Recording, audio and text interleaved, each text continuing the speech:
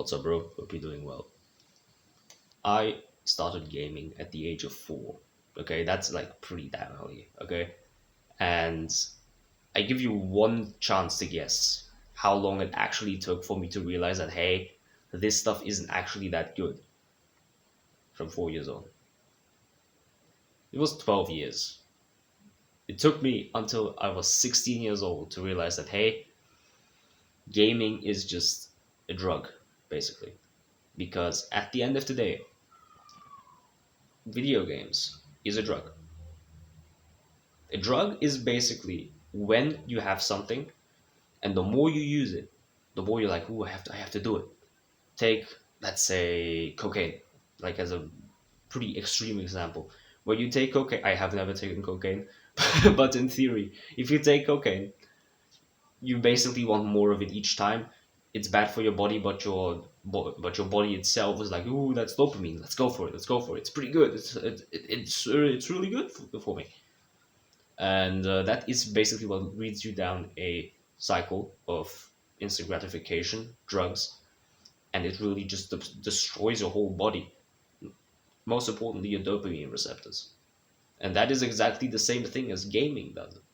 But the thing is, it's not really seen as a drug. It's seen like, yeah, something that many people do these days, like young boys at ages 6 to whatever, even younger. For me, for example, I started at age 4, and the coolest thing in gaming, in my opinion, is controlling a character. Okay, Franklin in GTA, the Doomslayer in Doom, whatever, Geralt in The Witcher.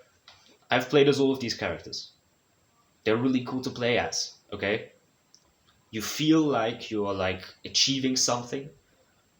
You feel like just really cool playing those characters because you know they're absolute badasses.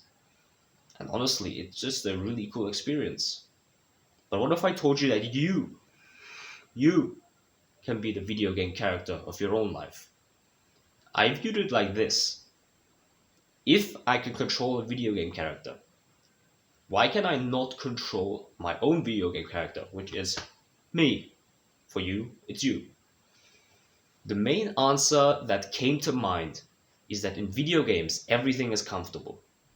If your video game character is going into the gym, if your video game character is learning like cool moves or shooting guns or whatever the hell it is, it's not uncomfortable for you. They're doing it for you. You're on your computer, like on your keyboard, and just like shooting and everything.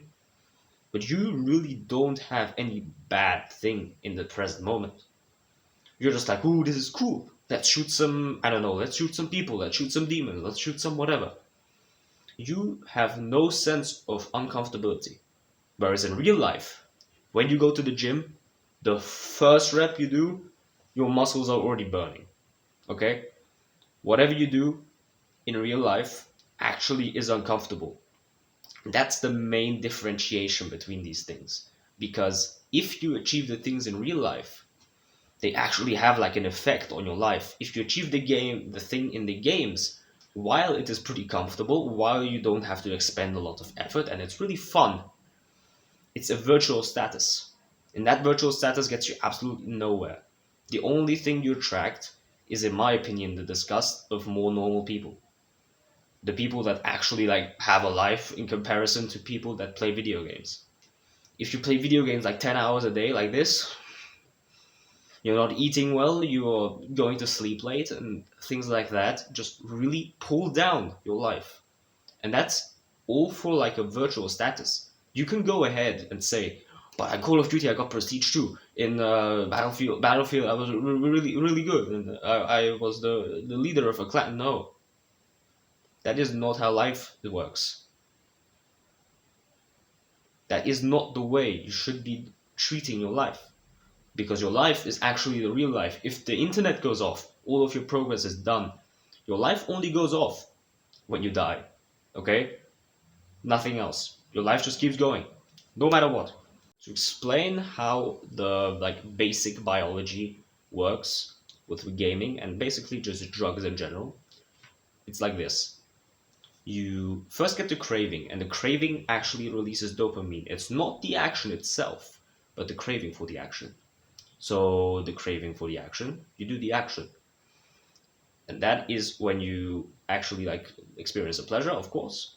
And when you're done with it, you usually are like, yeah, I could have done better, or like serious withdrawal pangs with like physical drugs, like let's say again, extreme case, cocaine. Now, this all destroys the dopamine receptors. The thing that happens is that when you do the action, the first time round, the dopamine is actually like released like very shortly before doing the action. So like let's say like the minute beforehand. But the more you do the action, dopamine actually goes more back and back, and that leads to a malfunction. And that is actually how the addiction arises. Okay, and that is definitely what you want to avoid.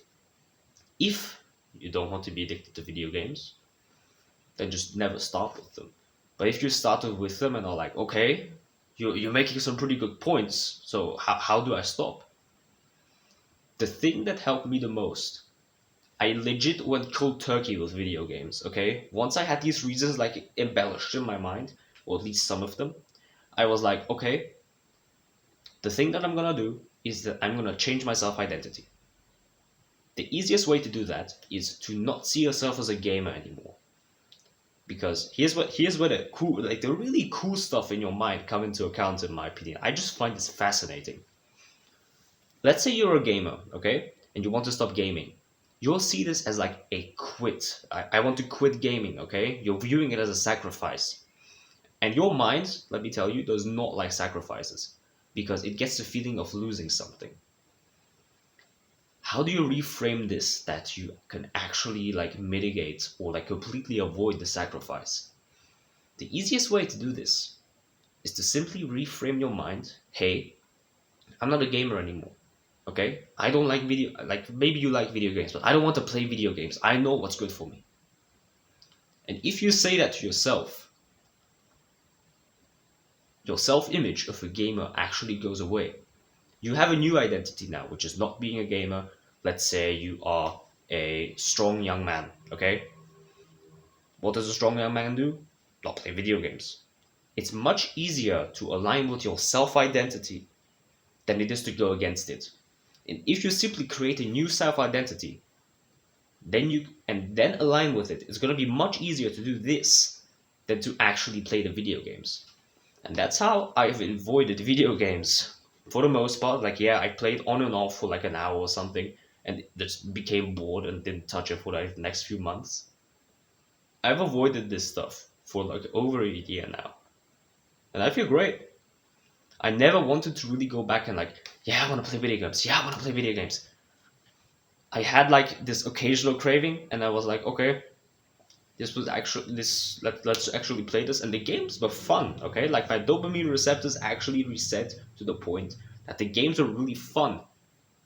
And I know fun is like not the greatest thing that you should be striving for, but I did go for it, and I honestly don't regret it all too much.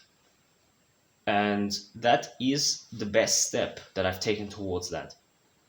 Overall, this is a Pascal's wager. Now, what does that mean? There's no downside to this, and there's a huge upside. Okay? Because at the end of the day, if you try this method that I suggested to you, which in my opinion works, not only are you going to like see the absolute huge, I mean huge amounts of success, but if this method doesn't work for you, you're only gonna be back at ground zero, which is where you are right now. So there is no inherent downside and there's only upside, okay? So I encourage you to try this because this is a win-win situation, 100%. There's nothing going against it. So with that said, thank you very much for watching and stop gaming.